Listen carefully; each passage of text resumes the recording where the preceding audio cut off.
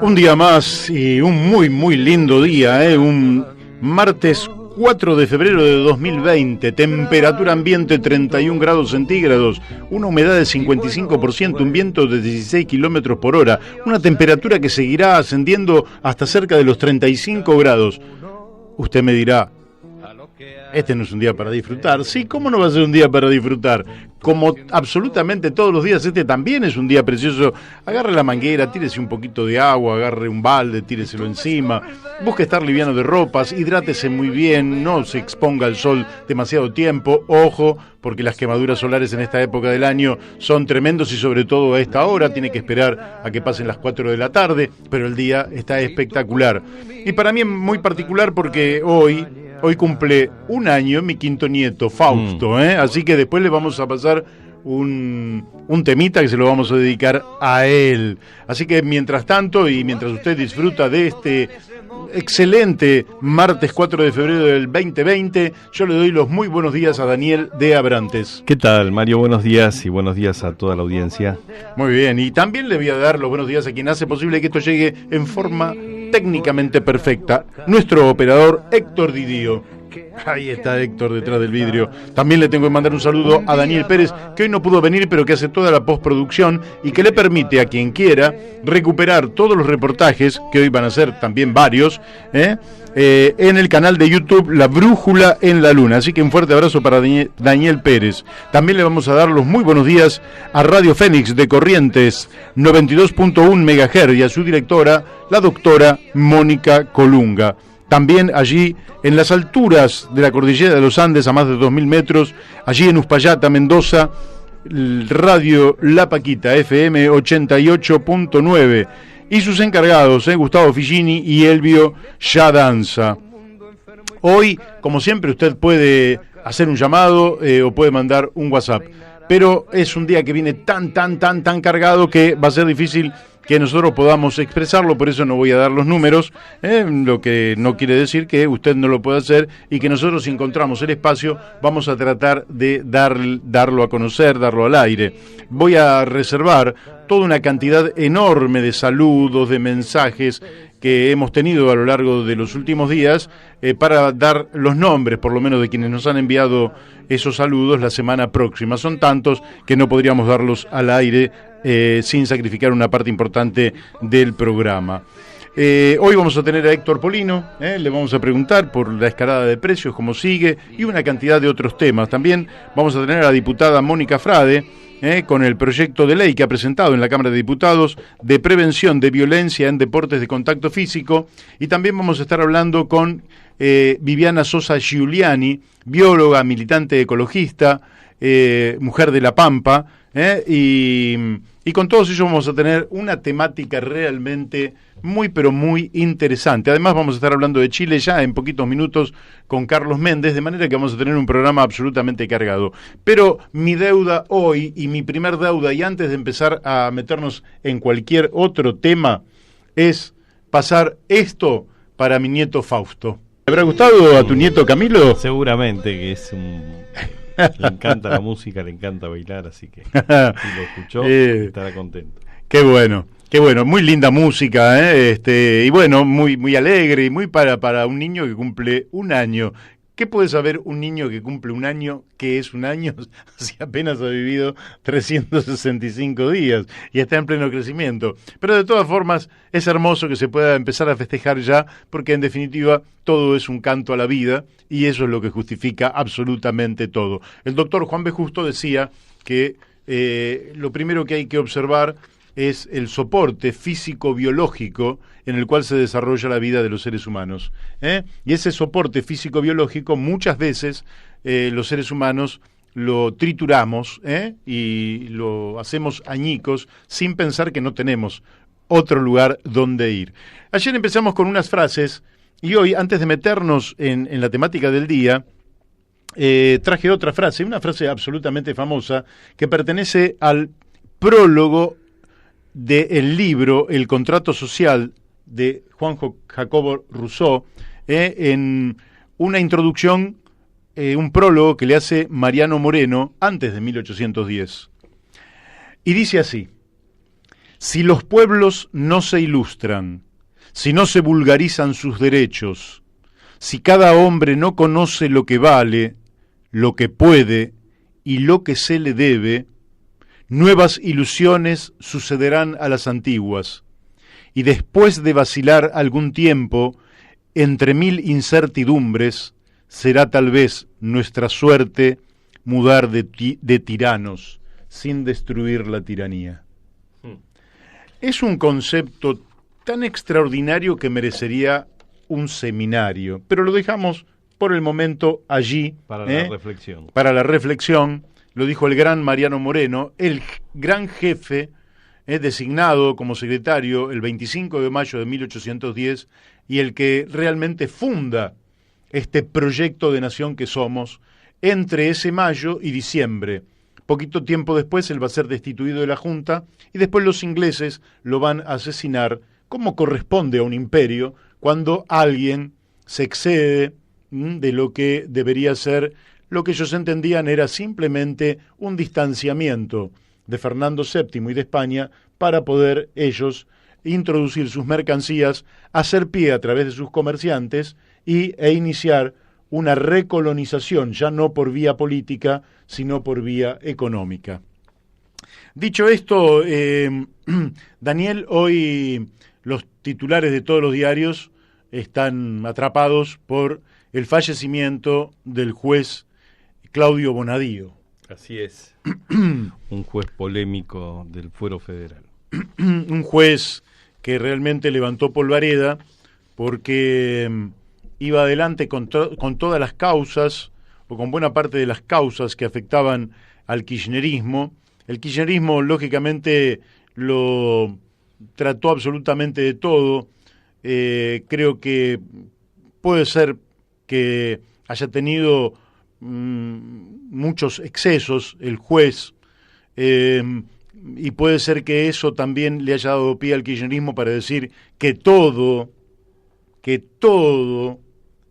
insisto, todo era mentira. No.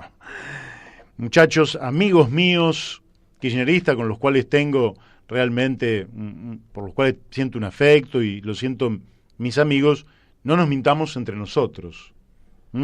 Hubo allí un sistema de recaudación de dinero que no venía del 2003, que venía de mucho antes, dinero a partir del cual se creía que se podía construir poder político, cosa que se puede construir. Lo que no se sabe es si se puede construir un proyecto emancipador a partir del dinero, que son dos cosas bien distintas, y que también se corresponde, ya en un nivel profundo de filosofía política, se corresponde con la frase que hemos leído. Sí, convengamos que más allá de la contingencia de los juicios a Cristina, el juez Bonadío tiene una triste historia, ¿sí?, que arranca con la servilleta de Corach, ¿no? Es uno de los jueces de la servilleta, y que refleja un poco el perfil de lo que es la justicia federal argentina, ¿no? Sí, así tuvo malos comportamientos, con Héctor Timerman tuvo un mal comportamiento. Sí. Y además tomó causas que probablemente sean válidas y tomó otras que eran inválidas, ¿no? Todo para mí, y he tratado de profundizar en el tema, pero todo lo que tiene que ver con el acuerdo con Irán, que se lo puso en un tema de demonización absoluta, primero que no era un tema judicializable, porque ya lo había resuelto el Congreso de la Nación, bien o mal lo había resuelto el Congreso de la Nación. Y entonces luego a partir de allí no se podía imputar de traición a la patria a 2 o 3 miembros del Poder Ejecutivo Nacional, entre los cuales estaba Cristina. Uh-huh. Esto me pareció un desatino absoluto porque el juez no tenía ninguna incumbencia para meterse en política exterior de la Argentina. Y en todo caso es el Congreso de la Nación el que está facultado hasta para declarar la guerra o pactar la paz. Entonces son facultades propias del Congreso. Entonces ahí hubo un exceso, una manipulación por parte de servicios de inteligencia, de potencias extranjeras, que llevaron realmente ahora, después hay otras cosas. Eso lo dejo a un lado, pero después hay otras cosas. Pero bueno, el hombre hoy ha perdido su vida y lógicamente que, como corresponde a cualquier humanista, nosotros deseamos la vida de los seres humanos, lo mejor para cada uno de ellos, y le tendremos que mandar nuestras condolencias y nuestros respetos a todos sus seres queridos. Creo que estamos en el primer contacto del día, ¿puede ser? Sí, ya estamos en el primer contacto. Pero bueno, creo que esto puede significar un cambio importante en la justicia, y la verdad que la Argentina en algún momento tendrá que debatir el papel de la justicia, del Poder Judicial, en particular el papel de los fiscales, de los jueces, los procedimientos, de manera tal que podamos refundar, si se quiere, la justicia en la Argentina, porque esta que tenemos hasta aquí no ha funcionado para nada. Estamos en contacto con Carlos Méndez, ¿es así, Carlos? Sí, ¿qué tal? Buen día, Mario. Buen día. Vos sabés que para nosotros, por un lado es un gusto conversar con vos, por otro lado es un disgusto siempre absorber noticias trágicas que ocurren en el país hermano de Chile. Y bueno, parece que las fuerzas de la represión, en fin, que no se logra un clima a partir del cual la salida política prime por sobre cualquier otro intento, sea de conservación o sea de cambio radical. ¿Cómo estás viendo la situación? ¿Qué nos podés decir? Mira, sí, yo coincido plenamente contigo. O sea, yo no había pensado, si bien a veces hago algunos análisis sobre la situación en mi país, en Chile, no tenía previsto de que esto tenía que hacerlo semanalmente y tan seguido, digamos, viendo cómo los hechos van avanzando, no digo evolucionando cada vez. O sea, yo no me parecía de que la semana pasada iban a haber 5 muertos. Generalmente yo no contabilizo, no es mi vocación contabilizar desastre. Es algo que, como ocurrió en la época de la dictadura militar, es algo que no quería volver a rehacer. Pero efectivamente las hubieron 5 muertos en una semana. Es tremendo. Te digo, hablemos de la semana pasada, no quiero referirme a todo lo anterior, pero ya que hoy día tú vas a tocar también temas deportivos, acá el asunto comenzó la semana que recién pasó, después de un partido de fútbol entre el equipo Albo, el más popular de Chile, Colo-Colo, cuya consigna o lema es ¿quién es Chile Colo-Colo? ¿Quién es Colo-Colo Chile? Después de una victoria que tuvo sobre un equipo mediano como es Palestino, se produjeron algunas manifestaciones fuera del estadio, y eso devino en el atropello de un camión de carabineros, un camión que llevaba o debía llevar caballos, y resultó que en un conato con los que estaban saliendo del estadio y manifestantes, etcétera, atropellaron a un hincha de este club deportivo y lo mató, lo mató ahí, y eso significó otras manifestaciones, y que al día siguiente con otro hincha colocolino también en otro lugar terminó, digamos, con unos perdigones en la cabeza, del cual también falleció.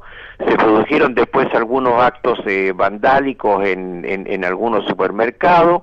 2 de esas personas que no podemos jugar qué sucedió, pero ante el asalto y también el incendio, murieron quemadas en dicho lugar, y posteriormente otro muchacho también en otro lugar con una muerte cerebral, que también terminó fallecido. Y en fin, es demasiado para una semana, y con actos que no significan también logros, digamos, para los sectores manifestantes. Eso es claro. La otra cuestión. Sí, no hay capacidad de negociación, etcétera. Sí, es que es como que se perpetúa una suerte de tragedia, cuando en realidad esto se podría ir encaminando. ¿Cómo estás viendo vos entonces el proceso ya más político ¿Se encamina, no se encamina? Desde aquí no se ven liderazgos, digamos, desde... No, mira, efectivamente, mira, yo estuve esta semana viendo análisis de partidos políticos y si hay la coincidencia que existe entre los al menos en dos sectores de la oposición, llámese el Frente Amplio, que podemos decir un sector más de jóvenes, más radicalizado de la oposición, y de la izquierda más tradicional, donde está el Partido Socialista, el Partido Radical y el PPD.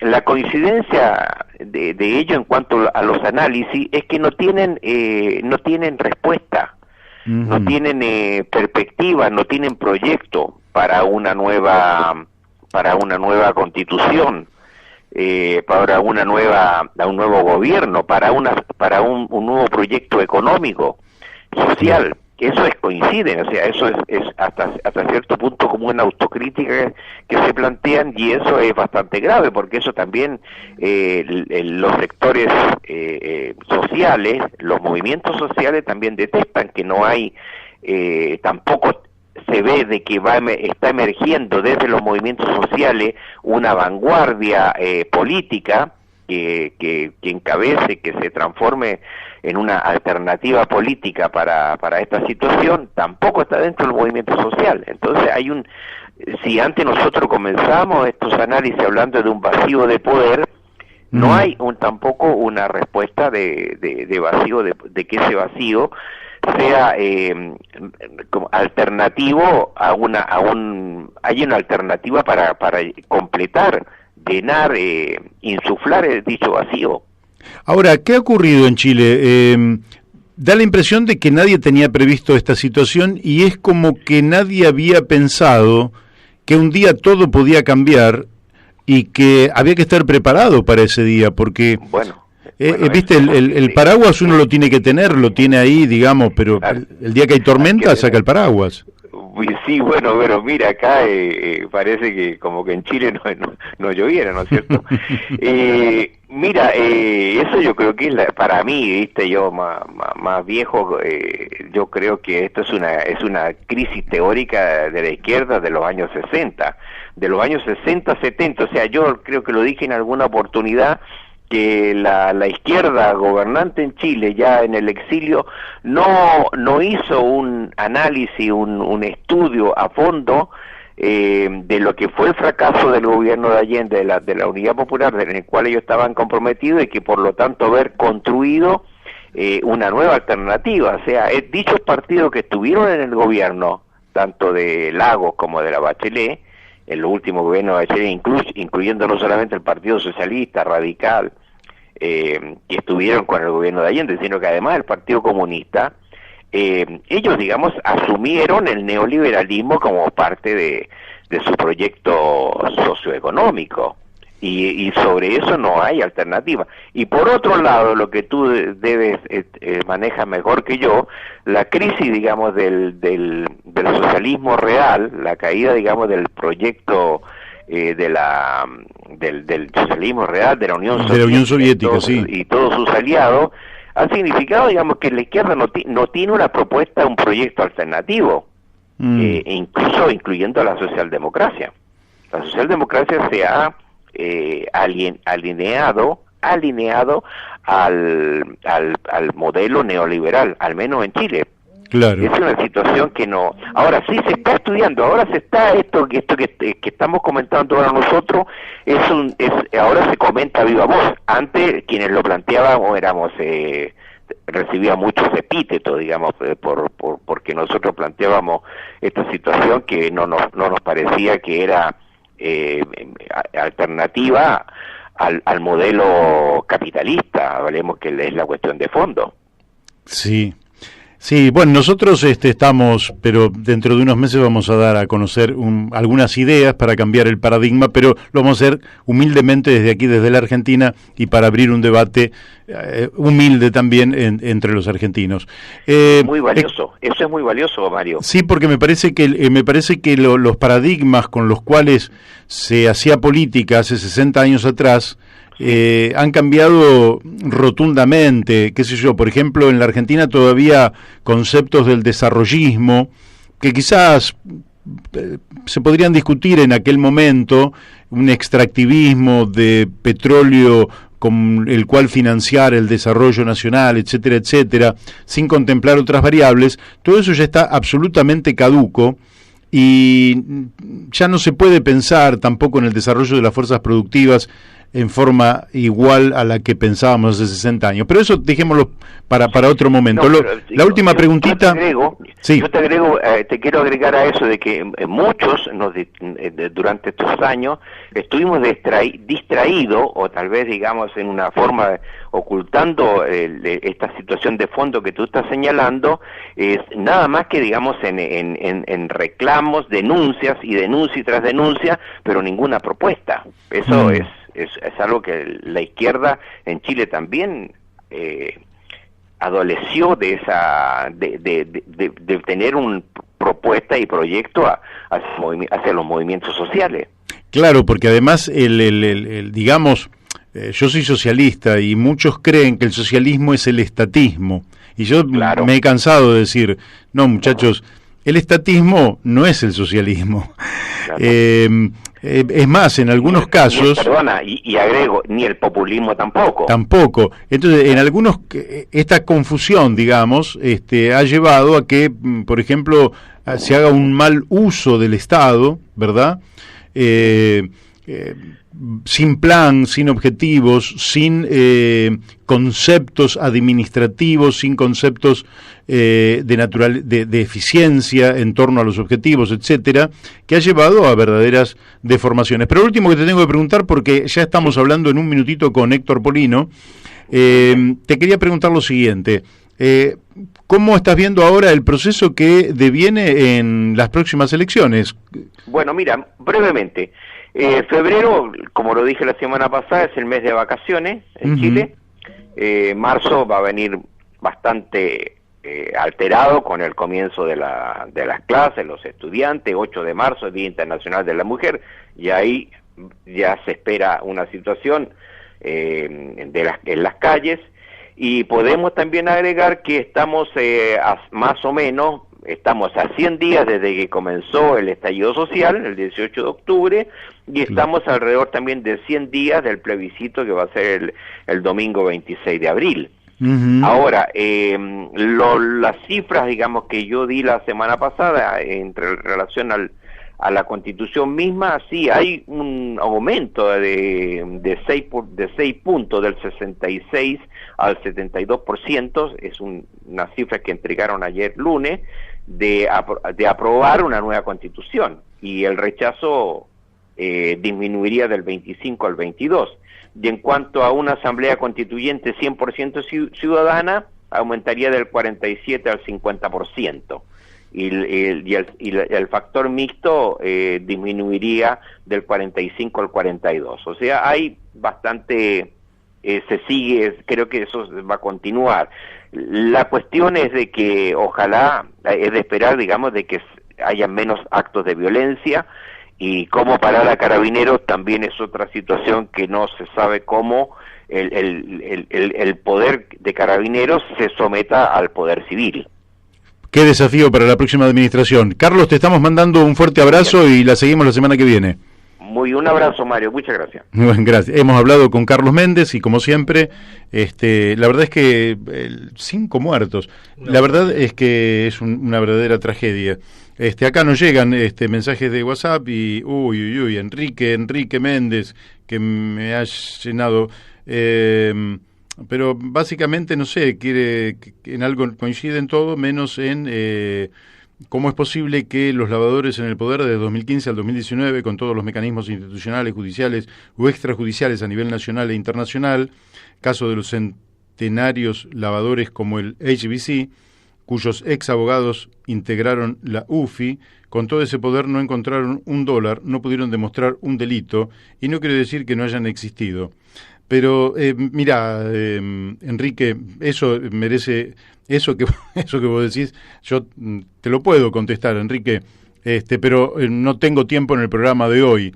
Pero simplemente pensá en los $1.000 millones del año 95, cuando se entregó la empresa, que era como entregar la bandera, según decía Mosconi, y quien presidía el Comité de Provincias Petroleras fue el Adalid, a partir del cual se entregó la empresa YPF, y eso significó para la provincia de Santa Cruz una retribución de cuestiones no pagas. Ese dinero nunca más apareció, pero si querés, a mí no me interesa, no es mi tema, pero podríamos hablar largo y tendido, porque yo también he hablado con actores directos de estas cosas, y como yo en mí no media ningún interés subalterno, ni logro absolutamente ningún objetivo que no sea loable con estas cosas, simplemente digo, sí, hubo corrupción, y le digo a nuestros amigos kirchneristas que está bien que sigan defendiendo el proyecto cuando ellos crean que el proyecto es conveniente, pero ha habido corrupción y eso me consta, así que, bueno, creo que estamos en contacto con Héctor Polino, ¿puede ser? No, estamos allí, estamos en esa, en un segundito ya vamos a estar en contacto con Héctor Polino, pero no me quiero enredar, porque en realidad de lo que, la verdad... Quiero decir algo sobre eso, sí. Y tengamos siempre en cuenta que lamentablemente en la Argentina de los últimos años la corrupción no ha sido patrimonio de un gobierno. La corrupción es un sistema que se ha instalado en la Argentina, ¿sí?, con más fuerza desde el menemismo para acá, pero que acordémonos de la Banelco, acordémonos de la venta de las empresas. Bueno, lo tenemos a Polino en línea. Bueno. Héctor, buenos días. Buen día, ¿qué tal? ¿Cómo te va? Muy bien, Héctor. Bueno, no podíamos... Elevan el retorno porque yo te oigo muy bajo. El retorno. Ahí creo que ya lo acaba de mejorar Héctor Didio, que es nuestro operador. Sí. Héctor, no podíamos dejar de preguntarte porque da la impresión de que la escalada de precios que afectan al bolsillo popular no se ha detenido durante enero de este año. ¿Qué nos puedes decir? Sí, que efectivamente, lamentablemente, los precios han continuado en aumento, en forma muy importante, a pesar de la política de precios cuidados que el gobierno actual ha continuado, ¿no? En el mes de enero de este año tenemos un aumento superior al 3%, de modo que el proceso inflacionario continúa lamentablemente siendo muy importante, y para contenerlo sería útil que el Senado de la Nación convierta en ley la media sanción de diputados, con el proyecto que tuvo origen en diputados y senadores, diputados del oficialismo y de la oposición del año 2018, que se denomina Ley de Góndola. Y la Ley de Góndola podría contribuir efectivamente a evitar esta escalada desmesurada de los precios que empobrecen a vastos sectores de la población argentina, ¿no? Sí, que están bastante sufridos. Esta ley, que somos optimistas de que va a salir, ¿verdad? Sí, yo supongo que sí, que el Senado va a convertir en ley esta media sanción, que tiene como objetivo fomentar la competencia en los supermercados y frenar conductas abusivas por parte de las grandes empresas, ¿no? Y comprende tanto a supermercados minoristas como mayoristas, y están excluidos de la ley los almacenes, los autoservicios chinos, los negocios barriales y los minimercados de las estaciones de servicio, y comprende las bebidas no alcohólicas, los productos de higiene personal, de limpieza del hogar y por supuesto los alimentos, tanto de producción nacional como importados.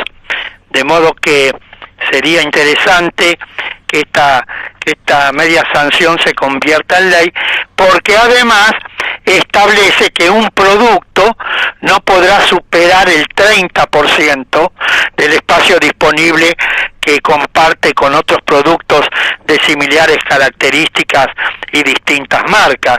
Hoy una misma empresa a veces con 5, 6, 7 productos en la góndola, da la sensación que son 5, 6, 7 empresas, cuando en realidad es la misma empresa que presenta el mismo producto con distintas marcas. Y también deberá garantizarse un 25% de las góndolas para productos elaborados por las pequeñas y medianas empresas, y un 5% de las góndolas para los productos originados por la agricultura familiar, campesina, indígena o cooperativas, de modo tal que es un proyecto interesante en ese sentido, porque al abrir la competencia puede llegar a impedir estos constantes, arbitrarios y abusivos aumentos de precios, ¿no? Claro. El tipo de cambio alto como el que tenemos actualmente, aunque siempre es materia discutible si es alto, lo suficientemente alto o no, pero estaría cerrando también la intervención de mercaderías extranjeras en las góndolas de los supermercados, ¿verdad? Sí, es posible que eso frene el ingreso de productos del exterior, ¿no? Porque estarían, por supuesto, a precios altos. Y además, el tema nosotros tenemos una economía prácticamente bimonetaria, ¿no? Sí. Que está referida no solo con los productos elaborados en el exterior y que la Argentina importa, sino con productos nacionales. Por ejemplo, la Argentina exporta aproximadamente el 50% de la producción de carne vacuna. Luego, el precio de la carne vacuna en los mercados internacionales incide sobre el 50% de la carne que consumimos en el mercado interno. Claro. ¿Te das cuenta? Entonces está la economía totalmente distorsionada. Producimos trigo en el suelo argentino, con salarios argentinos, con impuestos argentinos, etcétera. Y exportamos el trigo, y luego cuando consumimos la harina, como parte de la harina es importada, luego incide en el precio del 100% de la harina que se consume en el mercado interno. De modo que este es un tema que hay que tratar de resolverlo. En otras épocas se trató de resolver a través de la política de retenciones que produjo la situación política y social por todos conocidas.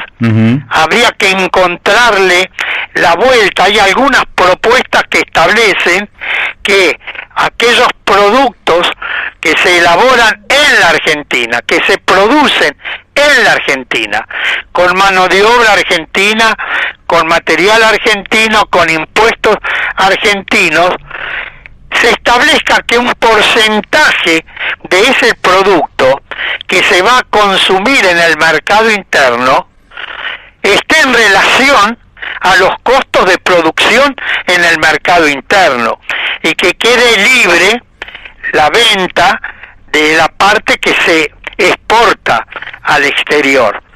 Pero hay que encontrarle la vuelta a este tema, porque ahora la situación que está ocurriendo es que producimos en la Argentina, una parte lo exportamos, y luego lo que consumimos en la Argentina lo tenemos que pagar como si lo estuviéramos consumiendo en Alemania, en Inglaterra, o en China, ¿no?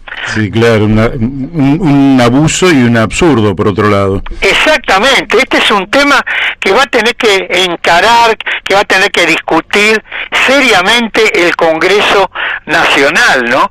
Porque entonces tenemos una economía dolarizada no solo con los productos que importamos, sino también con los productos que elaboramos en el mercado interno y que parte del mismo se exporta, además de haber tenido dolarizadas las tarifas de los servicios públicos, por ejemplo, del gas natural, de la energía eléctrica, un verdadero absurdo. Ahora, bueno, esas tarifas están congeladas, las del gas natural que está en todo el país dentro de la jurisdicción nacional por 6 meses, y la energía eléctrica en el área de concesión de Edenor y de Edesur, que son las dos únicas empresas que están dentro de la jurisdicción del gobierno nacional, en la ciudad de Buenos Aires y los principales partidos del conurbano bonaerense, también congeladas por 6 meses. Y el gobierno de la provincia de Buenos Aires también tomó una resolución adhiriéndose a este congelamiento con respecto a las empresas de distribución de energía eléctrica que están dentro de la jurisdicción del gobierno de la provincia de Buenos Aires y las cooperativas eléctricas. Y también se ha congelado el precio de los combustibles, que eso también influye y mucho en las estructuras de costos de los productos de la canasta cotidiana, ¿no? La canasta de alimentos. Claro, sí, sí. Yo te hago la siguiente pregunta.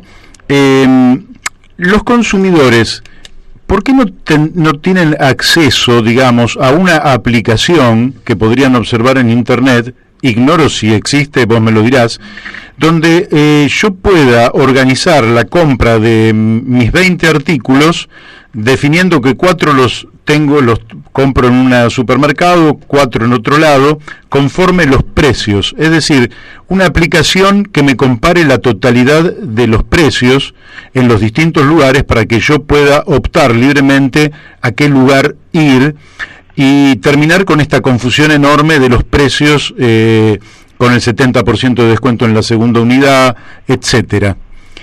Esa aplicación existe ahora a partir de esta nueva etapa de precios cuidados que arrancó el 7 de enero por 3 meses, son 311 productos, y se ha establecido una aplicación que a través de Internet se puede obtener la información que vos estás señalando.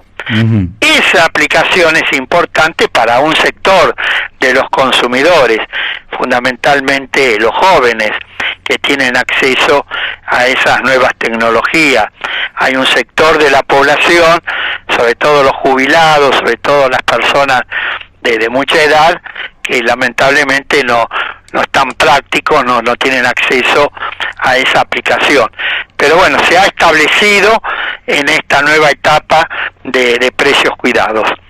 Y el papel de las cooperativas, ¿no debería volver a estimularse el desarrollo de las cooperativas de producción y de consumo para que puedan entrar al mercado con una vitalidad distinta a la que tienen hoy? Por supuesto. Las cooperativas de producción, sí, las cooperativas de consumos son elementos esenciales en esta lucha contra la inflación. La cooperativa obrera de Bahía Blanca, que es la cooperativa de consumo más importante que existe hoy en el país, está expandiéndose por distintos lugares, sobre todo en las provincias patagónicas, incluyendo la provincia de La Pampa y en varias localidades de la provincia de Buenos Aires. Hace poco tiempo inauguró un local muy importante en la localidad de Villa Gesell, que yo tuve oportunidad de visitar con motivo de las vacaciones que hago siempre en Villa Gesell. Es un local muy importante, tiene productos muy bien presentados, de muy buena calidad, con precios razonables, y con esta característica: cuando uno va a pagar lo que ha comprado, si es asociado a la cooperativa, tiene un descuento en el precio del producto. Si no es asociado, puede asociarse en ese mismo minuto, Ajá. pagando una cuota de $1. Es decir, el derecho a ser asociado vale $1. En ese momento te cobran $1 y entonces te cobran los productos que tenés en el changuito que compraste en ese momento con el descuento correspondiente de asociado. De modo que es una característica muy importante que es conveniente tenerla en cuenta, ¿no? Muy Son bueno. productos de buena calidad que se venden, por supuesto, los precios continúan siendo altos, pero en relación a los comercios restantes tienen algunas ventajas. ¿Cómo ha impactado la quita o la restitución del impuesto al valor agregado, el IVA, a algunos alimentos que el gobierno anterior había sacado? ¿Cómo golpeó eso? Impactó negativamente. El gobierno anterior dictó un decreto en el mes de agosto del año pasado, después de las PASOs, un decreto con fecha de vencimiento 31 de diciembre del año 2019, donde incluyó 13 grupos de productos, 3 de los cuales tenían un IVA del 10,5%, los restantes el 21%. Al vencimiento, por supuesto, esos productos volvieron a incorporarse con el IVA, salvo la leche fluida, que quedó exceptuada del 10,5% del IVA. Los otros 12 grupos de productos retomaron el IVA, 2 el 10,5% y los restantes el 21% del IVA, de modo que a pesar que el gobierno desde la Secretaría de Comercio había llegado a un acuerdo con las grandes cadenas de supermercado en una primera etapa, trasladar entre un 8 y un 9% del IVA a esos 12 grupos de productos, la realidad es que trasladaron el 100% del IVA a esos 12 grupos de productos a partir del 1 de enero. Buen día, Héctor, te habla Daniel de Abrantes, ¿cómo estás? Buen día, ¿qué tal? ¿Cómo te va? Mira, te quería preguntar sobre algo que ya en algún momento te pregunté, pero que a mí me parece que en esta situación de incertidumbre inflacionaria que tenemos es un tema que puede ser central para los consumidores y que tiene que ver con esta maraña que han inventado para ocultar el precio final de los productos, ¿no? El otro día tuve que comprar un colchón y la verdad que tuve que hacer un curso porque absolutamente todas las empresas que vendían colchones tenían ofertas con descuentos insólitos. O sea, si compraba el lunes a primera hora de la mañana era un precio, si compraba el martes a las 8 de la noche era otro precio. Bueno, toda una maraña que en definitiva lo único que hacía era ocultar el precio del producto, y en un mercado donde los precios se mueven al ritmo de la inflación, esto lleva a la confusión de los consumidores, ¿no? Y digo lo de los colchones porque todos lo sabemos, pero esto también se da con las grandes cadenas de supermercados y demás. ¿No hay ninguna iniciativa para ordenar esto y terminar con porque esto es publicidad engañosa o es ocultamiento del precio, ¿no? Exactamente, mira, uno de los problemas fundamentales que tiene la Argentina desde hace un tiempo es que no se cumplen las normas jurídicas vigentes. Los Estados Unidos de Norteamérica, que es la potencia capitalista por excelencia, tiene una ley antimonopolio y dentro de su país se cumple.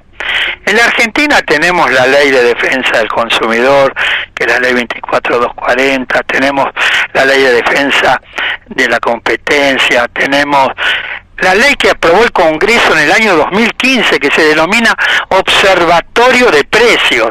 ¿En qué consiste esta ley que nunca... Uy. Hola. Ahí está. ¿Qué pasó? Hola. Hola, sí, sí, está. sí, no sé qué pasó.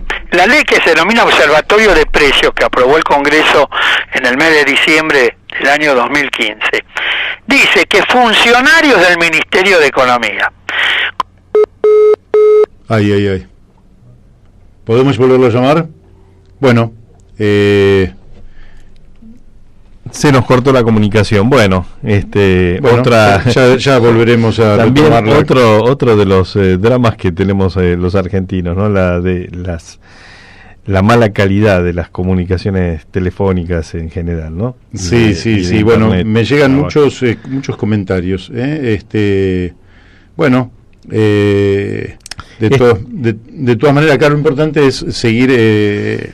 Sí, no, decíamos que este tema de la publicidad engañosa y del ocultamiento del precio a través de los descuentos es terrible, más en una situación, digamos, de inflación donde nos cuesta seguir el ritmo de las cosas y todos queremos saber si lo que pagamos es un precio justo. Yo creo que debería ser una urgencia de la Secretaría de Comercio terminar con esto. Es decir, señores, se pone el precio que es, ¿sí? Y se acabó esto de los descuentos. Sí, claro, quiero saber, ¿esta camisa cuánto vale? ¿Cuánto 100 vale? pesos. Bueno, perfecto. Si la quiere bajar, la baja de precio. No, sale 250, pero si viene, si la compra En ayunas, los lunes por la mañana. si se le bajo el 60%, Claro. entonces te cuesta 100. Y si no, le bajo el 40% porque compró una segunda camisa y, en fin, todo sí, una maraña realmente que es lo que vos decís, de ocultamiento del precio real. ¿no? Del precio real. Sí, es bueno, es a lo que estamos sometidos. Y publicidad engañosa, porque claro, uno dice, bueno, no, me hicieron un 50% de descuento en el colchón. La verdad que no te hicieron ningún descuento en el colchón. Es la forma en que te engañan para ocultar el precio real, ¿no? Sí. Bueno, después tenés grandes cadenas que están diciendo que congelan los precios durante una cantidad de días. Lógicamente que como es bueno, ya estamos en contacto de nuevo con Héctor. Bueno, hemos tenido una interrupción. No, yo decía que uno de los problemas que tiene la Argentina es que no se cumplen las normas legales vigentes. Hay un conjunto de normas legales, tanto del orden nacional como de las distintas provincias, que han ido sancionando a través del tiempo, que protegen los derechos de los usuarios y consumidores, que tratan de atacar o frenar prácticas abusivas, comportamientos monopólicos. El problema está en que no se cumplen, no se hacen cumplir, no se sanciona a nadie. Por ejemplo, ahora van a comenzar las clases. El gobierno acaba de poner en funcionamiento una especie de programa de precios cuidados con respecto a los útiles y artículos escolares. Pero ¿por qué no cumplimos? ¿Por qué de los ministerios de educación de la nación, los ministerios de educación de las distintas provincias y del gobierno de la ciudad de Buenos Aires no cumplen con la ley, por ejemplo, 26206 del 14 de diciembre del año 2006, donde yo ya estaba en el llano, había terminado mi mandato en el año diciembre del año 2005, pero con un conjunto de educadores de todo el país hicimos gestiones ante la Comisión de Educación de la Cámara de Diputados de la Nación y del Senado de la Nación, y logramos introducir en la ley un artículo que es el 90, donde dice que asimismo las autoridades promoverán el cooperativismo y el mutualismo escolar. ¿Qué mejor manera de defender el precio de los artículos escolares es promoviendo la creación de cooperativas y mutuales escolares? No es lo mismo ir a comprar en una librería un cuaderno, un sacapunta, un libro, que vaya a la cooperativa escolar de una determinada escuela y compre 300 cuadernos, 300 libros, 300 sacapuntas, 300 mochilas, etcétera.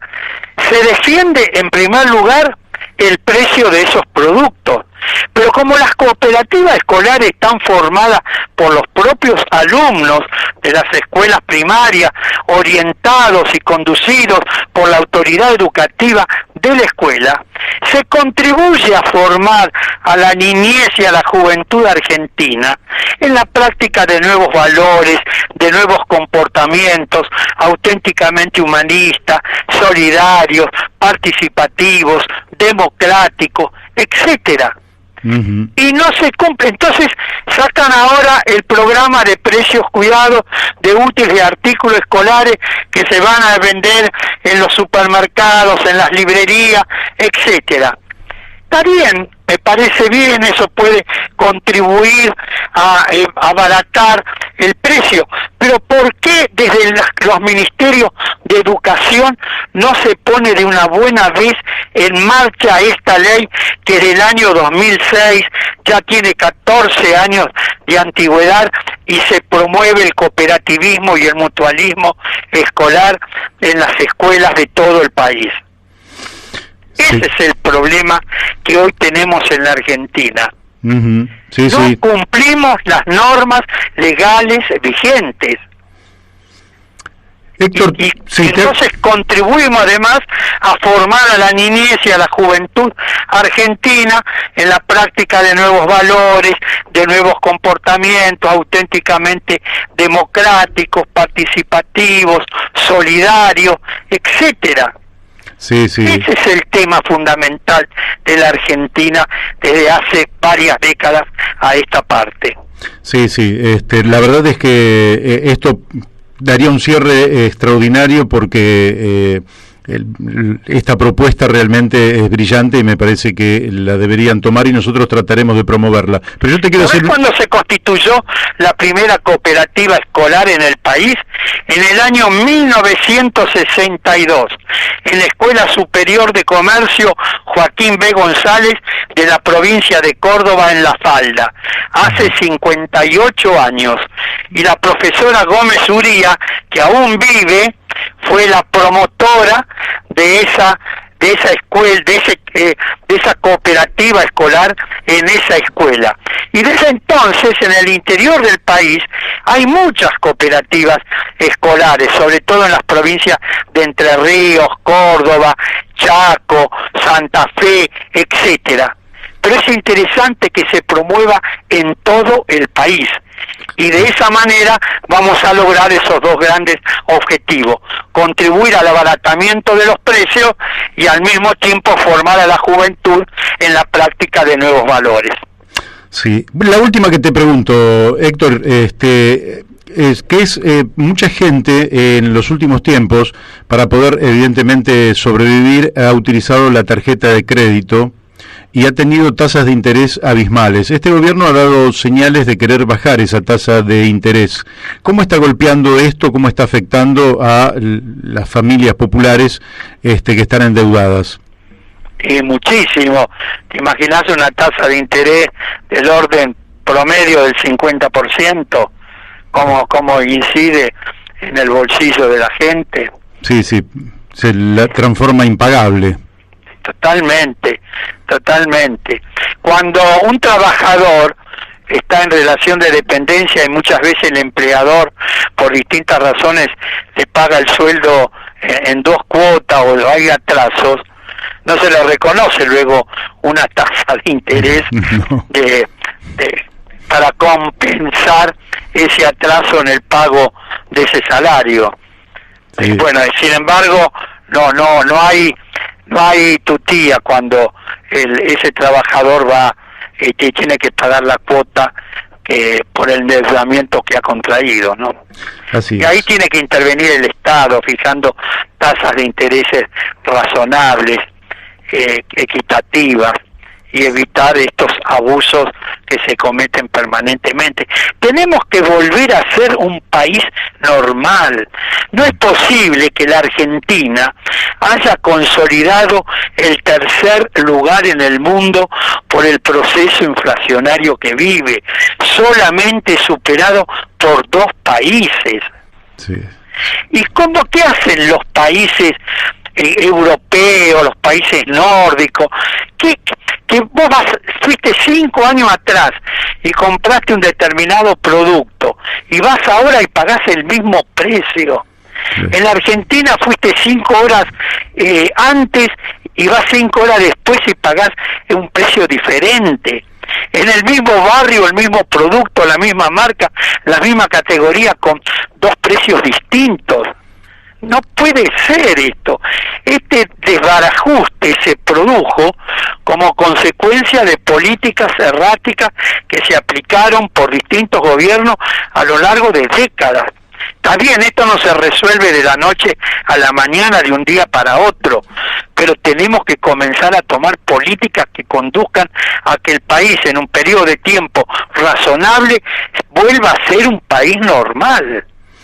Así es. Bueno, Héctor, son las 13 horas, te agradezco muchísimo esta participación y bueno, te mandamos un fuerte abrazo y hasta pronto.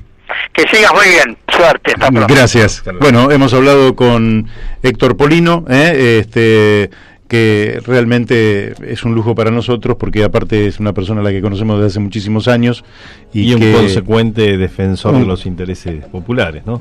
Efectivamente. Bueno, seguimos aquí en La Brújula, son las 13 horas 8 minutos, la temperatura ya debe estar rondando los 33 grados, y bueno, aquí estamos muy bien en el estudio, le agradecemos a Marcelo Parente, que además ha mejorado notablemente la iluminación. Estamos con una temperatura de 24 grados centígrados, estamos realmente en el mejor de los mundos y por eso tratamos de que el programa salga lo mejor posible y le agradecemos a todos los oyentes que nos están mandando mensajes. Bueno, ahora vamos a estar hablando con Mónica. Hoy vencía al mediodía, así que mientras nosotros iniciamos el programa estaba venciendo el plazo que había fijado el gobernador de la provincia de Buenos Aires, Axel Kicillof, donde iba a estar el resultado si se llegaba al 75% de aceptación, donde, bueno, lo que se iba a pagar era el 30% ahora, más los intereses por estos días que habían corrido, y donde después, para el 1 de mayo, es decir, por pocos días, se iba a correr el pago de capital e intereses. Ahí había algunos fondos que habían acumulado una parte muy importante de capital, uno en particular que había acumulado casi el 17%, y se necesitaba la aceptación del 75%. Por eso era muy importante el que tenía el 16%. No sé qué es lo que habrá terminado por pasar. El plazo venció y seguramente Kicillof estará tratando en los próximos minutos aparentemente va a dar una conferencia en la cual va a decir si hubo o no aceptación para este traslado. ¿Cuál es la importancia? Esto eran 250 millones de dólares, que no era tanta plata, pero lo que tiene de importante es ver cómo los acreedores de deuda de la Argentina tienen predisposición a colaborar con la Argentina para que pueda pasar este cuello de botella difícil. Viste que en la vida siempre tenés un momento, hasta las empresas más grandes las más chiquititas, o las familias. En la Argentina viene... Y la Argentina que viene a los tumbos desde hace tanto tiempo. Bueno, ahora tenés un momento realmente que es un cuello de botella donde los vencimientos de deuda son muy grandes y no hay fondos para hacer frente a los mismos.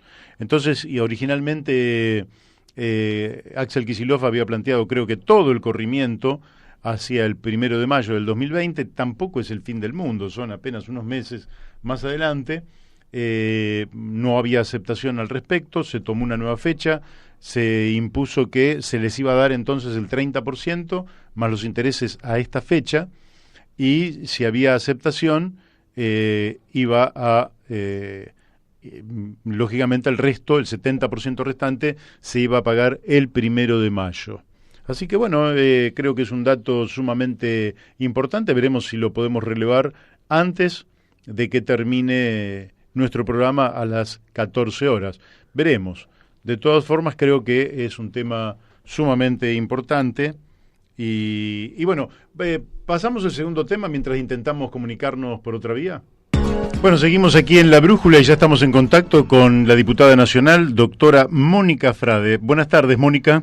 Hola, Mario, ¿cómo estás? Te escucho muy bien. bajito. Bueno, y realmente sorprendido por el proyecto de ley que estás impulsando de prevención de violencia en deportes de contacto físico. ¿Por qué no nos contás un poquito qué es lo que te motivó a hacer esta presentación del proyecto y cuáles son los rasgos sobresalientes de este proyecto?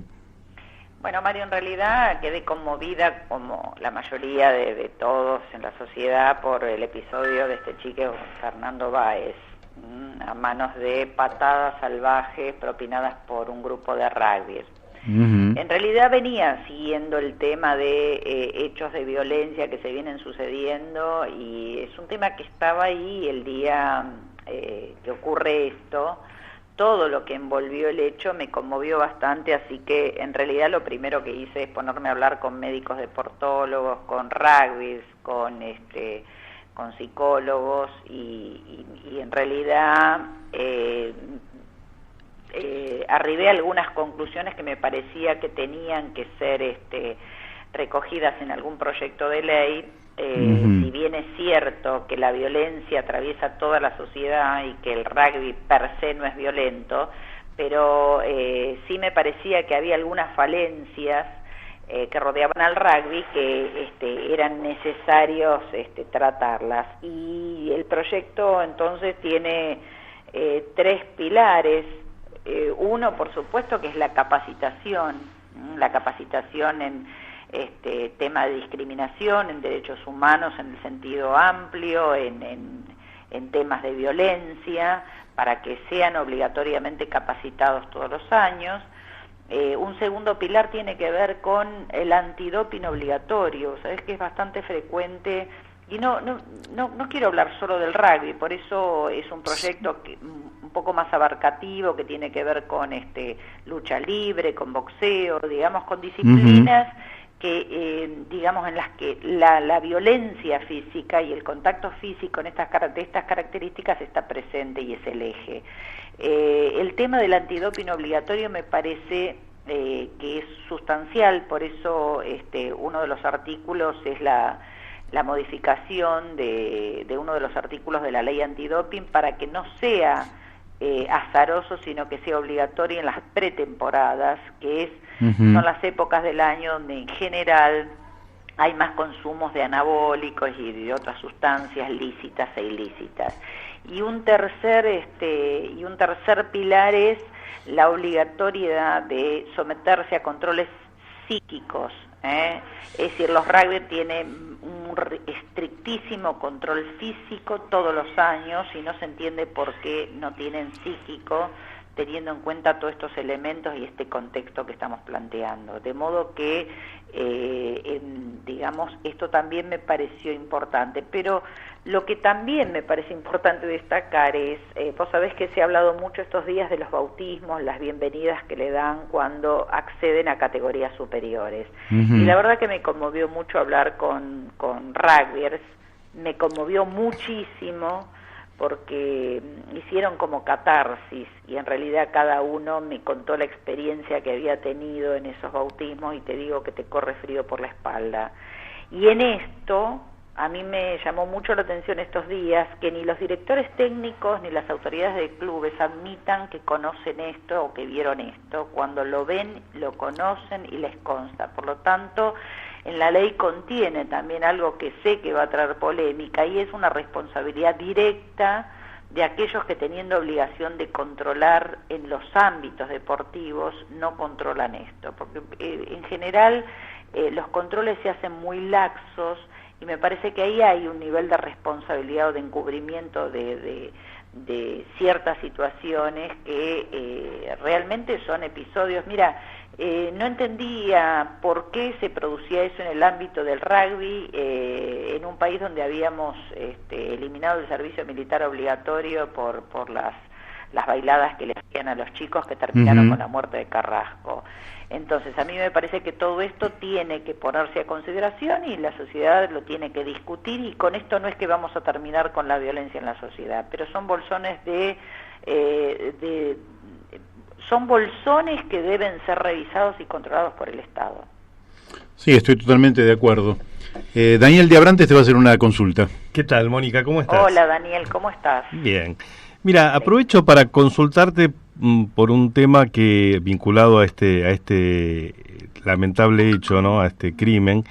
Y tiene que ver con declaraciones de un periodista, de Raúl Colman, que generaron alguna controversia, donde él salió a plantear que se estaba, digamos, desde los medios estaban pidiendo penas de reclusión perpetua y penas de cárcel por toda la vida para estos chicos que cometieron este crimen atroz, y a él dice: esto a mí me produce ruido, y me parece que es una exageración, porque hay una diferencia entre este hecho vandálico, y que es una barbaridad, y entre el tipo que carga una ametralladora, se mete a un banco y mata a un cajero robando una caja, ¿viste? Como que son los dos son crímenes, pero son crímenes que tienen, digamos, connotaciones distintas. ¿Qué opinás vos de eso? Bueno, pero en realidad creo que la ley penal no nos exime de hacer consideraciones tan subjetivas. Uh-huh. No me parece que se trate de qué pensamos. ¿O qué dice la ley? Es clara en que hay una penalidad cuando se mata en ciertas circunstancias, que en este caso los hechos que rodean van a ser tenidos en cuenta, la frialdad, el abandono, digamos, la premeditación o no. Yo no quisiera entrar en consideraciones polémicas, porque me parece que es una espiral en el que nunca terminamos y donde entran a jugar cuestiones ideológicas, formativas, sociológicas y demás. Lo que creo es que hay un código penal que es igual para todos. Y entonces acá quizá a veces estamos también atravesados por quién es el victimario, ¿no? Y la sociedad por ahí le impacta más cuando el victimario es de cierta clase social, uh-huh. Digamos que porque incluso todos piensan en los padres de esos chicos, y bueno, pero no se hace el mismo análisis cuando los padres de esos chicos son pobres o viven en lugares marginales, donde parece que hemos naturalizado que el pobre va preso casi inexorablemente y que los padres de esos chicos nunca sufren. Yo creo que hay que despojar de todo esto y analizar objetivamente el escenario del crimen, las consecuencias y los comportamientos de los chicos que han participado. Yo incluso, Daniel, en el proyecto digo que muchas veces los cuerpos de estos chicos pueden ser consideradas armas en sí, por la capacidad que tienen de daño usando su propio cuerpo. Yo la verdad que no me quiero meter en esa discusión, no es una discusión que me parece que sea útil, porque cuando cargamos de subjetividades nos alejamos de ese objetivo. Ayer tuvimos una entrevista muy interesante con un médico psiquiatra, ayúdame Mario en el nombre. Martín Segovia, la verdad, muy interesante. Y él, desde su especialidad, la psiquiatría, él planteaba que cada uno de estos casos merece un proceso de deconstrucción para entender por qué se llega a esa situación, ¿no? Claro. Y digamos que es una mirada distinta de la mirada legal, ¿no? Es una mirada desde la salud y desde la recuperación de la salud de la gente que promueve un hecho de semejante violencia, ¿no? Uh-huh. Pero también, bueno, yo coincido con lo que vos decís, que nuestra sociedad está cruzada por cuestiones de clase, y evidentemente si analizamos o si vemos quienes habitan las cárceles, vamos a encontrar que mayoritariamente son pobres, ¿sí? Y muchísimos son jóvenes, y esto es así, pero bueno, también tenemos que pensar de que tenemos que trabajar para ir hacia una sociedad que evite este tipo de situaciones, y a una sociedad que se plantee un horizonte a mediano plazo sin cárceles, ¿no? O en el plazo. Bueno, sí, vamos, está bien, pero vamos al tema más específico que plantea, que es en los deportes de contacto físico. Y además prevención. Vos fíjate que la ley, digamos, le da a llamar prevención de la violencia, porque creo que cuando los hechos sucedieron llegamos tarde. Por eso me parece que el Estado tiene que intervenir para hacer jugar a todos los actores de estos bolsones de violencia, para que cada uno revise sus comportamientos, porque también es una... Mirá, así como existe una familia judicial y existe una familia política, estos días debo decir que descubrí la familia del rugby. Uh-huh. Con las cadenas de complicidades increíbles que hay en el rugby, incluso en los propios familiares.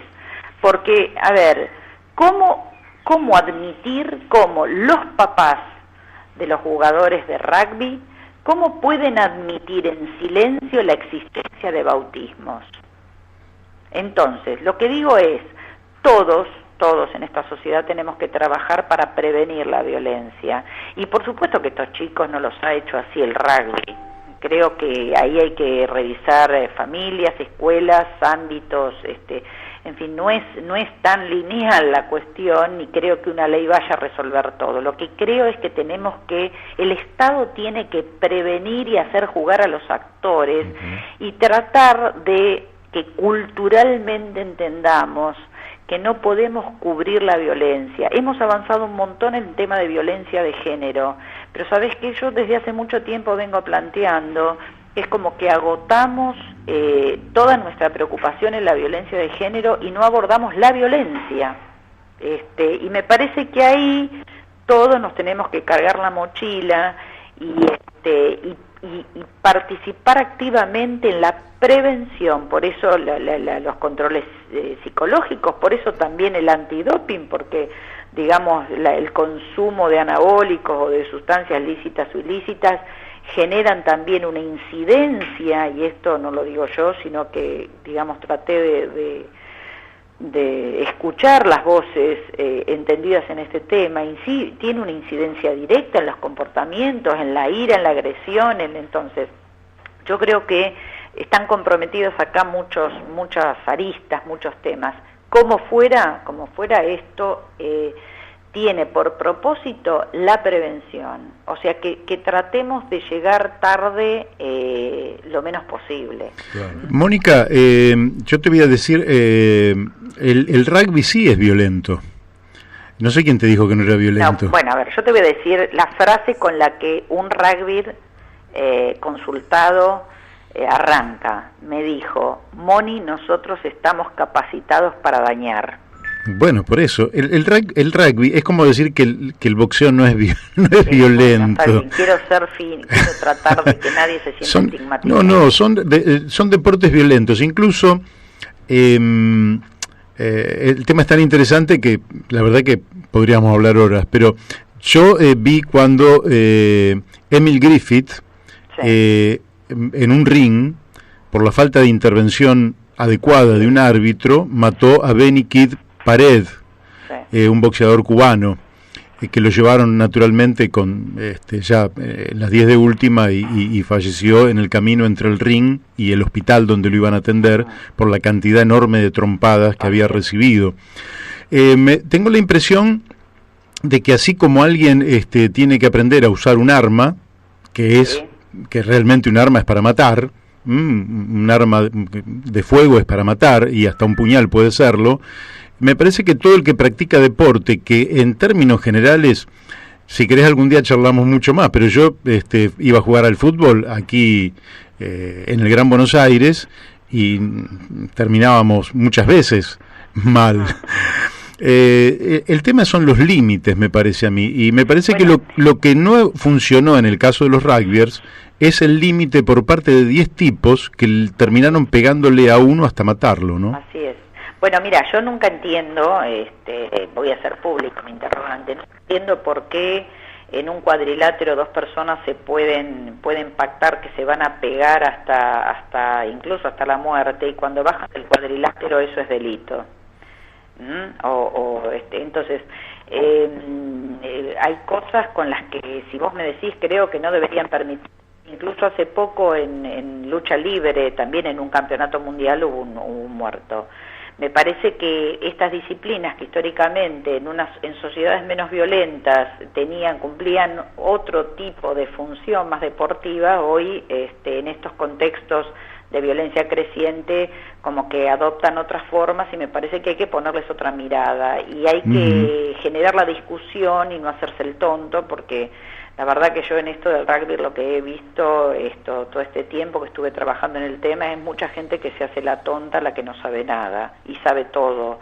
Sí. Entonces, mira, hasta llegué a encontrar una persona, un rugby acá en Quilmes, en mi zona, que hace 15 años hizo una denuncia porque lo quisieron violar con una botella en uno de esos bautismos. Ah, amigo. Entonces, esto lleva muchos años con mucho silencio y con estas situaciones completamente naturalizadas por la familia rugby. Así que ojalá esto, ojalá mis pares en la Cámara entiendan que es necesario regularlo, controlarlo y como esto, tantas otras cosas más, por supuesto. Bueno, de nuestra parte te felicitamos por la presentación de la Ley de Prevención de Violencia en Deportes de Contacto Físico. Creo que es un aporte significativo a la posibilidad de vivir en una sociedad sin violencia, o por lo menos reducirla a la mínima expresión. Así es. Así que nuestra felicitación, Mónica, te mandamos un beso y muchas gracias por participar aquí en La Brújula. Gracias, beso Mario y beso a vos, Daniel. Gracias. Bueno, hemos hablado con la diputada nacional, doctora Mónica Frade. Y ahora, ¿qué tema ¿no, Daniel?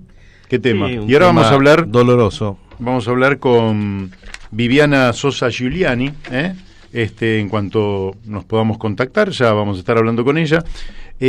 ¿Sabés qué ocurre, Daniel? Había una canción chilena que decía...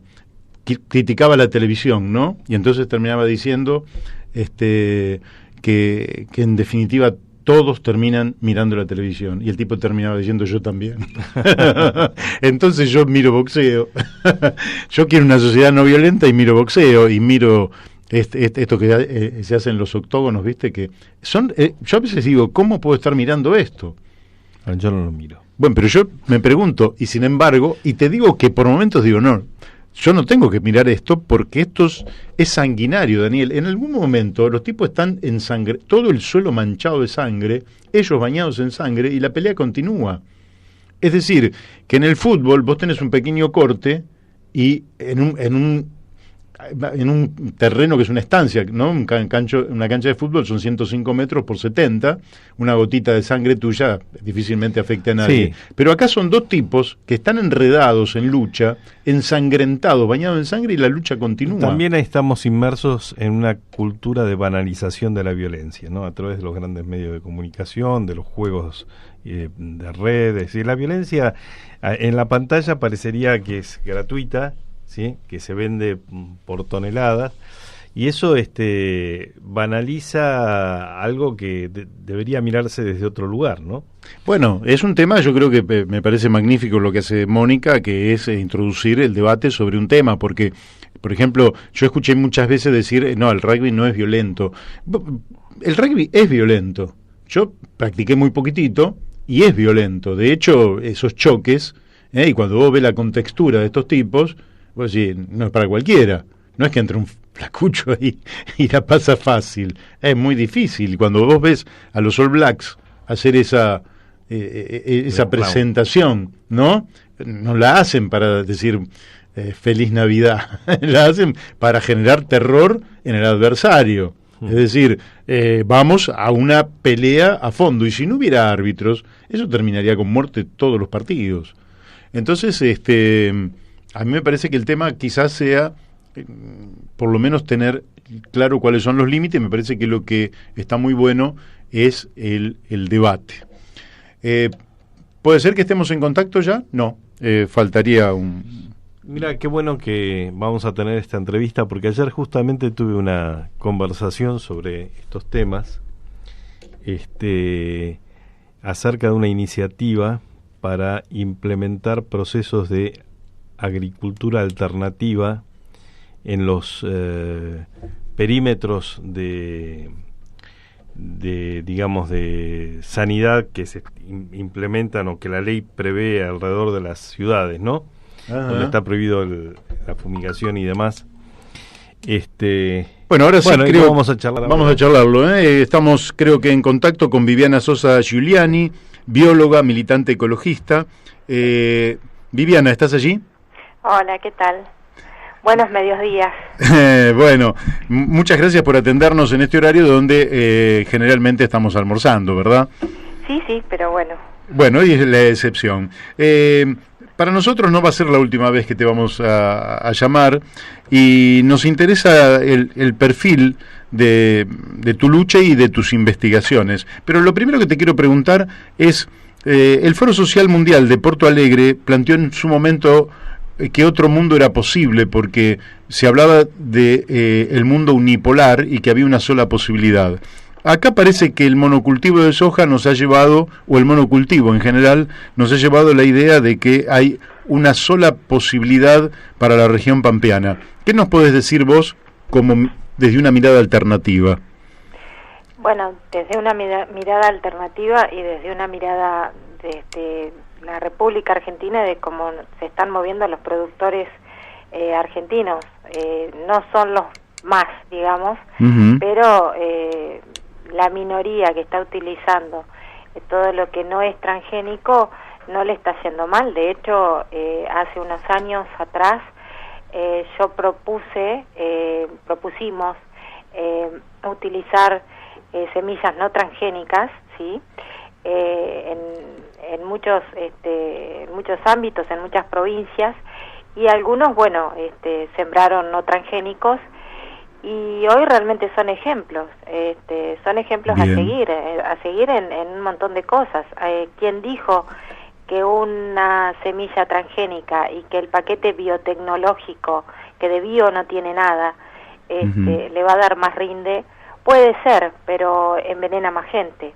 Claro. Creo que hay que defender el viejo productor, digamos, el productor que utilizaba lo que utilizaba como antes. Con el tema de los tomates, por ejemplo, abordemos un ejemplo sencillo. Sí. Los tomates. Nosotros antes comprábamos tomates y un tomate te duraba en la heladera una semana mínimo. Hoy compras un tomate de esos duros que parecen de plástico y duran 3 meses. Yo lo hice a la prueba, chicos. La hice a la prueba y la hice con amigas y amigos. Dije, pongan un tomate en la heladera a ver cuánto les dura, y les duró de 3 a 6 meses. Y estaba intacto el tomate, no tenía absolutamente nada. Claro, como si hubieras puesto telgopor. Era plástico. Claro. De hecho, cortás un tomate de esos y no tiene jugo. Sí. No tiene gusto. Sí. Es tristísimo lo que nos está pasando, pero nos está pasando. ¿Y por qué pensás que se ha impuesto tanto este modelo? ¿Qué es lo que ha pasado? ¿Qué es lo que ha pasado con el productor? ¿Qué es lo que le ha pasado con la cultura popular? ¿Qué es lo que ha pasado con el INTA? Bueno, lo que yo digo es que le han dado manija, por decirlo de una manera más sencilla, al monocultivo de la soja, porque le era rentable para quienes, para los 3 o 4 personas que siembran soja, y además para Monsanto era rentable. No era rentable para las personas que consumíamos los productos derivados de la soja. De hecho, tenemos, por ejemplo, empezamos a estudiar el tema de la lecitina de soja, que está hasta en los chocolates, que eso ya está archisabido y repetido por todos lados. Cuando uno le va a comprar chocolates a sus hijos, cualquier chocolate, lee atrás, si uno puede llegar a leer atrás, dice lecitina de soja. La lecitina de soja no le aporta a los chocolates ni a las panificadoras, digamos, a los productos derivados de trigo, no les aporta ningún tipo de nutrientes. La lecitina de soja es para que no se manchen las máquinas. Amigo. ¿Sí? O sea, no aporta nutrientes que vos decís, bueno, no, pero tiene soja que le va a aportar X cantidad, suponte, de vitamina D. No, en absoluto. La lecitina de soja es para que no se manchen y se ensucien las maquinarias que están utilizando quienes manipulan el chocolate o las panificadoras, digamos, ¿sí? Ajá. Qué información que estás dando. Es para eso nada más. No, y la estoy dando porque es así. Y le pido por favor a quien me lo quiera negar o que me diga no tengo razón, que por favor se comunique y diga no tenés razón. De hecho, cuando yo lo he escrito en las redes sociales, he pedido que por favor me digan que no y me expliquen, me digan no se usa eso se usa para esto, entonces me lo digan. Y no he logrado que nadie me conteste. Pero tremendo. En realidad es para eso, o sea, no se suman nutrientes, que es lo más triste, chicos, porque es gastar dinero y no sumar, y además contaminarnos. O sea, le estás envenenando a tu hijo con un chocolate, eso es, ni más ni menos. ¿Y lo usan todas las chocolateras? Y hasta ahora todas. De hecho, si vos agarrás un chocolate cualquiera, te va a decir que puede tener vestigios de soja, maní, y no sé qué otras semillas más. Puede tener vestigios. Eso significa que un segundito que le suena otro teléfono. Sí. Eso significa que, bueno, que no tienen un control, pero nosotros no tenemos el control, porque si vos ves que el chocolate tiene lecitina de soja, no lo compres. Bueno, eso lo sabemos ahora, yo ni me hubiera fijado siquiera. Uy, pero bueno, ustedes no saben la cantidad de veces que yo lo dije, lo informé, lo escribí. Mis investigaciones están desde el año 2012, dando vueltas por internet, de absolutamente todo. Yo vi, por ejemplo, hace una semana, que creo que le comentaba a Arturo Avellaneda, que mis investigaciones con respecto a los agrotóxicos, a los agroquímicos, vamos a decir, están desde el año 2012 dando vueltas por internet. Y ahora resulta que en Egipto descubrieron lo que yo ya había descubierto en el año 2012, que los agroquímicos lo que hacen es engañar el sistema inmunológico, el sistema nervioso, y cómo lo engañan. Entonces explicar todo otra vez. Y es así, y sí hay una forma de sembrar muchísimo más sana, y obviamente es volver atrás y hacer todo de nuevo. Claro. A ver, yo tengo un amigo que dice, estoy cansado de comer tomates de plástico, porque todos hinchamos con el tema de los tomates, porque al argentino no nos gustan los tomates. Sí, claro. Convengamos que es así. Digo, sembra tomates, pero conseguí tomates que no sean semillas transgénicas. Ay, ¿cómo hago? Bueno, no sé, cómo hice, entre todos le pudimos conseguir y se hizo una huerta con tomates. Ay, me dice, la primera vez en mi vida que como unos tomates tan ricos y los hice yo. Está chocho. Está chocho. Dice, como lechuga de verdad, como tomate de verdad, como... Bueno, es así. Bueno, vamos a tener que volver a la tierra. Ahí Daniel de Abrante, que nos acompaña, te va a hacer una consulta. ¿Qué tal? Buen día. ¿Cómo? Daniel de Abrantes. Sí, te quería hacer una pregunta. ¿Sí? Casualmente ayer estuve con un ingeniero agrónomo que me estaba comentando acerca de una propuesta que está creciendo en este momento para, digamos, atendiendo a esta crisis que tenemos en torno al a la producción con agrotóxicos o agroquímicos y al monocultivo y demás, ¿no? Sabés que hay una restricción para la fumigación en torno a los pueblos que en la mayoría de las veces no se cumple y que además genera conflictos, además de que genera contaminación real en la vida de la gente de esos pueblos, por supuesto genera conflictos entre los habitantes y los productores. Y bueno, esto tiene distintos formatos en distintas, según sean las provincias, que son legislaciones que van variando, pero me comentaba el caso de Pergamino, que tiene una restricción de 1000 metros en torno al perímetro de la ciudad. Eso implica unas 30.000 hectáreas de campo que están, cruzadas por esta normativa, ¿no? Entonces él me decía que lo que se estaba impulsando, porque el salto de la producción industrializada, para decirlo de alguna manera, o con agrotóxicos y con semillas transgénicos, a la producción bio, ¿sí?, es un salto muy importante, ¿sí? Coincidía con lo que vos decías, de que hay muchos productores que han entrado en esa producción, o en ese modo de producción, y que les está yendo muy bien, pero hay todo un periodo de adaptación. Inclusive para certificar un campo necesitas que pasen varios años sin incorporación de agrotóxicos a la tierra, para que ese campo pueda ser certificado como, digamos, producción biológica, ¿no? ¿Cómo se llama?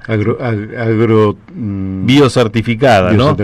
Y entonces lo que me decía es que se está planteando un tránsito intermedio que tiene que ver en un primer paso con la supresión de todo lo que son todo lo que es el paquete de agrotóxicos y de nutrientes y pesticidas, ¿sí?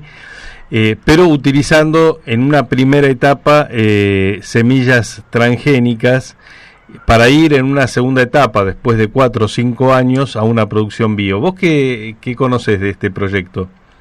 No, de ese proyecto absolutamente nada. Sí te puedo decir que la tierra se puede limpiar en un año de los...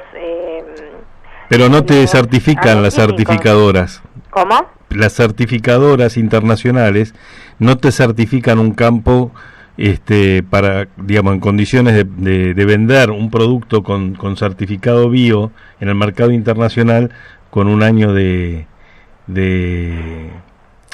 Lo que pasa, chicos, es que también con todo este tema de los agroquímicos y de las semillas transgénicas, las certificadoras proliferaron en Argentina. Hay muchísimas certificadoras de orgánico. Y te ponen el sellito de orgánico después de estudiarte 5 años, agua, aire y tierra, y realmente es difícil. Pero sí, con un trabajo, limpiando la tierra, limpiando el agua, empezando de nuevo, no vas a poder hacer un cultivo orgánico de un día para otro.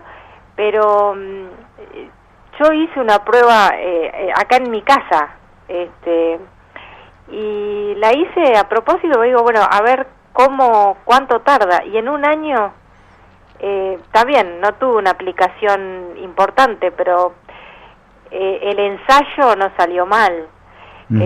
Para limpiar la tierra, y pude hacerlo, y yo supongo que eso a grandes escalas se puede hacer también. El tema es quién lo quiere hacer, o sea, quién se anima a no sembrar un año para limpiar la tierra y empezar de nuevo. ¿Te imaginás en la Argentina sin sembrar un año? No podría ser ir por terrenos, ¿no? La verdad, pero no toda la Argentina, sino sectores. Pero hay que hacer un proceso de transición, o sea, lo que hay que pensar es en un proceso de transición, y hay que pensar que Argentina consume internamente solo una parte de lo que produce, el resto lo vende al exterior, es el principal ingreso del país, y lógicamente que hay que, para para hacer un planteo que sea viable, hay que hacer una propuesta, digamos, razonable para poder llevar esa industria a un modelo ecosustentable, ¿no? Va a costar mucho porque hay que es también una cuestión de cultura, ¿no? Es cultural esto, más que nada. Es saber que por ahí vas a ganar menos, pero vas a alimentar mejor. Y hay gente que no está a favor de eso, hay gente que le conviene ganar más aunque alimente menos. Y ese es el tema. Yo creo que es más cultural la cuestión. Que otra cosa. Va a ser una lucha cultural muy... Vos, hoy hablábamos y vos decías que mucha gente creía que recogiendo agua de lluvia se liberaba, por ejemplo, del glifosato. Y vos decías que eso no es así. ¿Por qué no nos contás? Bueno, el tema del agua de lluvia, yo hace años que lo vengo explicando y lo vuelvo a explicar. El tema es así, se evapora el agua y el agua se evapora, llega a las nubes, ¿no? Y bueno, se transforma en la lluvia, como todos sabemos, ¿sí? Ahí vamos. Sí, sí. Pero ¿qué pasa? Los agroquímicos quedan flotando en la atmósfera. Y la mezcla, y después lo lleva el viento para un lado o para el otro, no quedan flotando y quedan estáticos en un lugar. Claro. ¿Sí? O sea, para donde lo lleva el viento va. Y si va para allá y llueve, ahí es donde se mezcla. O sea, el agroquímico no llega hasta la nube. De hecho, yo siempre doy el ejemplo del frasco con agua y ponerle una moneda, un corcho, algo de plástico, y va a quedar algo en el medio y otras cosas se van a hundir. Y pasa lo mismo. Claro. Y el agua, la lluvia, cae pura. Lo que pasa es que se mezcla cuando va cayendo en la atmósfera. Ahí está el problema. Ese es el problema. Y esto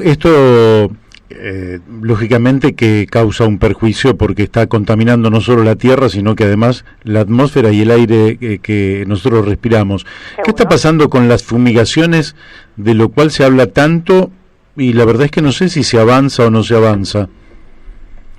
¿De las fumigaciones cuáles? Bueno, hay fumigaciones que son aéreas, hay otras que son con mosquito. Las terrestres. Las terrestres, sí, sí. Bueno, lo que pasa es que cualquiera sea, cualquiera sea, son malas. Primero porque son venenos. Claro. Segundo porque si nos ponemos a pensar para atrás, nuestros tátaras, abuelos y los que habían venido no tenían el paquete biotecnológico. Y sin embargo, no. ¿Qué necesidad hay de sembrar, de cosechar toneladas y toneladas? No, eso no entiendo la avaricia de la gente y no la voy a entender nunca. ¿Vos pensás que se puede producir en una escala distinta y con una calidad superior? Por supuesto que sí. y que sea más sano. Y si vos dijeras, hay agricultura familiar que en la Argentina se la toma casi como de la pobreza, por decirlo de alguna manera. Si vos tuvieras que decir, bueno, una familia se asienta en un terreno a hacer agroecología, por decirlo así, o orgánicos, ¿qué superficie necesitaría una familia para poder lograr una producción que le dé un sustento y con una vida digna? No, la verdad que eso no lo sé, pero sí sé que acá, por ejemplo, en Santa Rosa, hay 3 o 4 invernaderos que hasta venden las verduras. O sea que además de subsistir ellos, tienen un negocio, que no me parece malo. Yo les compro a ellos, de hecho. ¿Y ellos no sabes en qué superficie trabajan? No, sinceramente, la verdad que te mentiría, pero supongo debe ser grande porque si vende la producción. Pero lo tienen invernaderos, eso sí te lo digo porque justamente como están en el medio de otros campos, no quieren, y es orgánico, no quieren que llegue ningún tipo de veneno, y como igual, viste, fumigan, entonces lo tienen en invernaderos. Claro. que sería una alternativa. Yo creo que en el Cordón de la Plata también hay mucho de eso, ¿no? Es que es una muy buena alternativa para sí. todos. ¿Vos pensás que la tierra que ha sido envenenada con estos agrotóxicos, llamémosle así, ¿cuánto más resiste de estos agrotóxicos? ¿Se degradan definitivamente o cuando vos echás glifosato 1, 2, 10 veces, eso termina por intoxicar totalmente la tierra y envenenarla? Eso la verdad que no lo sé. Lo que sí te puedo decir que se puede limpiar la tierra porque hay plantas que absorben el glifosato, no se mueren. Uh-huh. Las plantas no se mueren, absorben el glifosato y limpian la tierra. Eso sí te lo puedo decir. Qué interesante. Eso sí te lo puedo decir porque lo he comprobado. Ajá. Quiere decir que vos, el tiempo se nos ha ido, Viviana, y vamos a volver a hablar en alguna otra oportunidad. ¿Vos podrías decir que se puede establecer un proyecto alternativo al del monocultivo con agrotóxicos y este paquete tecnológico, y que eso podría extenderse y ocupar buena parte de lo que es la superficie actualmente en producción de la Argentina? Sí. Pero además yo creo que el monocultivo se da cuando las políticas agrarias hacen de que ganés más sembrando soja o que ganés más sembrando maíz, entonces todos sembramos maíz o todos sembramos soja, por eso se da el monocultivo. Claro. Y no se respeta la diversidad de las cosas, hay gente que puede sembrar maíz, hay gente, por eso tenemos el país que tenemos, justamente para tener distintos cultivos. Uh-huh. Pero bueno, hay gente que no lo entiende a eso. Bueno, el Estado debería intervenir activamente en todo esto. Por supuesto que sí, tendría que ser muchísimo más activo el Estado, claro, en ese sentido. Pero carecemos de un plan en esa dirección que le dé lugar a todo productor a saber, por ejemplo, que el año que viene le vamos a poner a la soja transgénica un 90% de retenciones, entonces el tipo no planta eso, no siembra eso. Y sí, pero además uno de los logros de las ONG que están en contra de los transgénicos y de los paquetes biotecnológicos, hay muchos logros que hemos llegado gracias a los estudios, a las investigaciones, al boca a boca, al hablar, al decir, a esto, ¿no? Uh-huh. Al movimiento. Y una de las cosas, por ejemplo, es que yo creo que te lo comentaba vos o Arturo, que ya no hay aceite de soja en los supermercados. Ya no hay productos de soja como los había antes. Uh-huh. Antes era aceite de soja a lo loco. Y cuando empezamos a darnos cuenta que el aceite de soja hace mal, dejaron de comprar. Y cuando dejas de comprar, se deja de producir, porque ¿qué van a hacer? Claro. Pasa volviendo al tema de los transgénicos y y el paquete biotecnológico. Yo también creo que lo hablaba con vos y siempre lo digo. Cuando yo tengo a mi hijo, que hoy tiene 25 años, todos los bebés no eran no eran ¿cómo es cuando no eran a la lactosa? Eran ¿cómo es la palabra? Sí, resistentes o ¿Cómo? Sí. No me sale resistente si no es resistente. No. Bueno, no lo aceptaba la lactosa. Y vos sabés que todos los bebés, y ahí es donde se nos tendría que haber prendido la lamparita a todos, porque empezaron a haber bebés que nacían que no intolerantes a la lactosa. ¿Cómo un mamífero va a ser intolerante a la lactosa? Es como que a una vaca le caiga mal el pasto. Claro. ¿Y entonces? Entonces ahí se nos tendría que haber prendido la lamparita, porque cuando un chico nacía intolerante a la lactosa, la leche se la compraba ¿dónde? En las farmacias, porque no era normal, no era una cosa, vos decís, eran casos aisladísimos. Y entonces, ¿qué hacía? Ibas a la farmacia y comprabas la leche especial porque el chico era intolerante a la lactosa. Resulta que nació mi hijo y en menos de un año góndolas enteras de lácteos, de productos lácteos sin lactosa. Porque resulta que todos los chicos intolerantes a la lactosa. Y lo mismo después, con el tiempo pasó, con los celíacos. ¿Y vos qué decís? ¿Que eso es fruto de los agrotóxicos? Sí. Sin lugar a dudas. Sí, porque a ver... Viviana, vos sabés que el tiempo que es tirano se nos terminó. Sí. Decilo lo último y ya nos vamos. No, decirles que nada, que tenemos que esto tiene que cambiar en algún momento, que esto se puede cambiar, perdonen la frase, a algunos no les va a caer bien, pero sí, podemos cambiarlo entre todos, pero entre todos, acá no hay un partido político. No, desde luego. No, yo creo que nosotros, vos, yo, todos. Muy bien. Bueno, Viviana, te mandamos un fuerte abrazo desde aquí. Bueno, felicitaciones por toda la tarea que estás realizando y nos volveremos a encontrar en poco tiempo aquí en este programa La Brújula, que ya se está despidiendo, porque nosotros vamos por Radio La Luna AM 1140, lunes y martes de 12 a 14 horas, y cuando se cumple el horario la radio nos impide continuar como corresponde.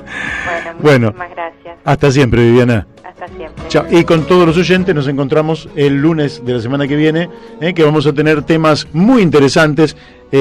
Vamos a hablar con Walter Gaza sobre economía, y el martes vamos a tenerlo aquí en el piso las 2 horas a Jorge Rulli. Así que los esperamos aquí en La Brújula por Radio La Luna.